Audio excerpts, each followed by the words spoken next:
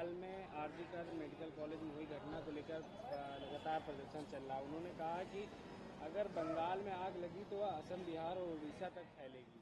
देखिए, भारतीय जनता पार्टी के लोग आज की डेट में उस अमानवीय जघन्य दुष्कृत्य को एक राजनीतिक हथियार जिस तरीके से बना रहे हैं वो अक्षम्य अपराध की तरीके से। महिला को न्याय मिलना चाहिए, उसके रेपिस्टों को कई बार फांसी मिलनी चाहिए और जो भी इसके दोषी हैं कानून उसको कठोरतम दंड दे। लेकिन जिस तरीके से भारतीय जनता पार्टी के लोग बंगाल को, बंगाल के लोगों को उस्का रहे हैं, अस्थिर करने की कोशिश कर रहे हैं, तो निश्चित तौर पर सामने से भी जवाब आएगा और इस तरीके के प्रत्युत्तर जो हैं लोकतंत्र को कमजोर करते हैं। कोलकाता मामले पर राष्ट्रपति द्रौपदी कोलकाता में एक डॉक्टर के साथ हत्या और बलात्कार जैसी घटना ने पूरे देश को झकझोर दिया है। जब मुझे यह घटना पता चली तो मैं बहुत निराश और भयभीत हो गई। हम महामहिम राष्ट्रपति जी के भय से, भयभीत होने से और निराश होने से अपने आप को संबद्ध करते हैं। महामहिम जी को भयभीत बिल्कुल होना चाहिए, लेकिन उन्हें भयभीत मणिपुर में भी होना चाहिए, जहां पर लगातार जघन्य अपराध चल रहे हैं, नग्न महिलाओं की परेड कराई जा रही है। उन्हें भयभीत बिहार की घटना पर भी होना चाहिए, उन्हें निराश और भयभीत महाराष्ट्र की घटना पर भी होना चाहिए, उत्तर प्रदेश में हाथरस की घटना पर भी होना चाहिए, राजस्थान की घटनाओं पर भी होना चाहिए। हमारे अगर महामहिम जी इन सब जगहों के लिए भी भयभीत होती हैं तो हमें लगेगा कि महामहिम जी सभी महिलाओं के प्रति समान व्यवहार भी हो रहा है और सभी जगह भयभीत होने के कारण भी हैं। और कानून महामहिम जी के इस आदेश के बाद या इस उद्बोधन के बाद कानून को और सख्ती से अपना पालन करना चाहिए।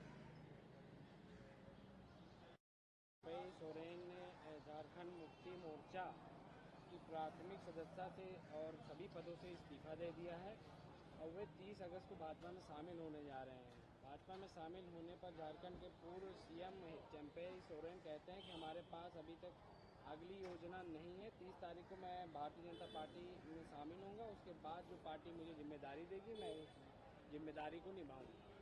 चंपई सोरेन जी ने जब पूरी अमित शाह जी से, हेमंत बिस्वा शर्मा जी से, नरेंद्र मोदी जी से बात कर ली तब उन्होंने झारखंड मुक्ति मोर्चे से इस्तीफा दिया। अब चंपई सोरेन जी को चाहिए कि वो जाकर के भारतीय जनता पार्टी के मुख्यमंत्री के प्रत्याशी के रूप में बने, क्योंकि झारखंड मुक्ति मोर्चा ने और इंडिया गठबंधन ने तो उन्हें मुख्यमंत्री बनाया था। हम तो उन्हें शुभकामनाएं दे सकते हैं कि भारतीय जनता पार्टी उन्हें बाबूलाल मरांडी की जगह या रघुवर दास जी की जगह पर मुख्यमंत्री का प्रत्याशी बनाए। अगर नहीं बनाती है तो ये चंपई सोरेन जी के साथ बड़ा विश्वासघात होगा और जो चंपई सोरेन जी ने झारखंड की जनता के साथ विश्वासघात किया है ये उसका भी जवाब होगा। सर, ममता बनर्जी सभा सत्र बुलाएंगे, 10 दिनों के भीतर बलात्कारियों के लिए मृत्युदंड सुनिश्चित करने के लिए एक विधेयक पारित करेंगे।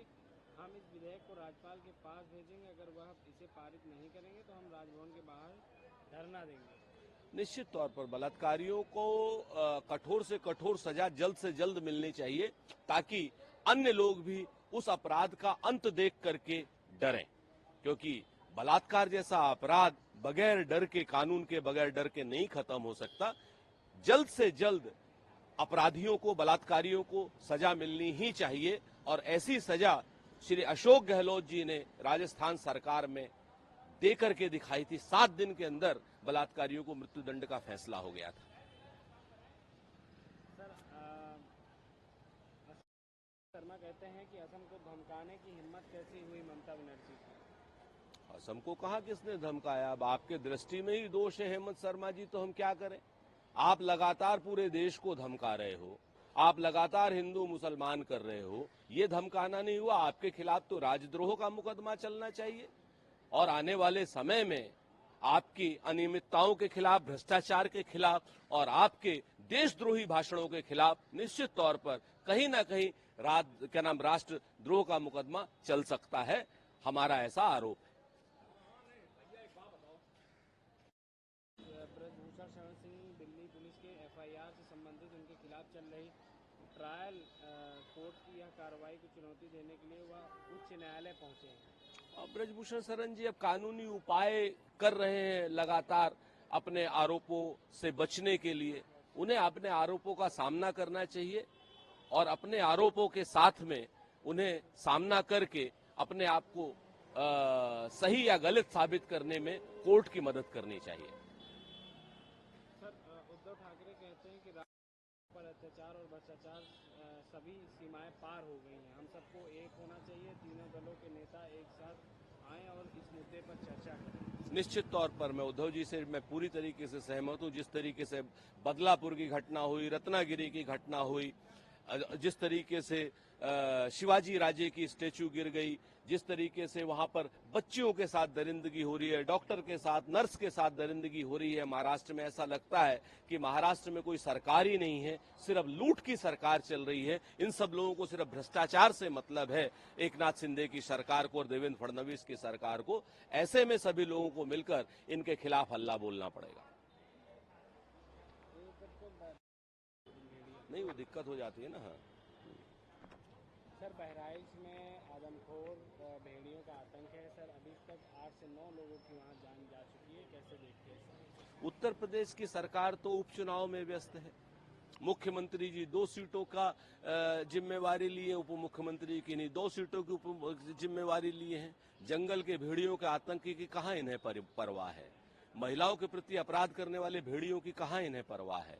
बच्चों के प्रति कल एक मेरठ में एक दुकानदार ने एक छोटे से बच्चे के साथ अप्राकृतिक यौनाचार किया, वो उसकी रिपोर्ट हुई है। कहाँ इन्हें परवाह है? आज की डेट में न तो समाज के भेड़ियों की भारतीय जनता पार्टी को परवाह है और न ही जंगल के भेड़ियों की परवाह है।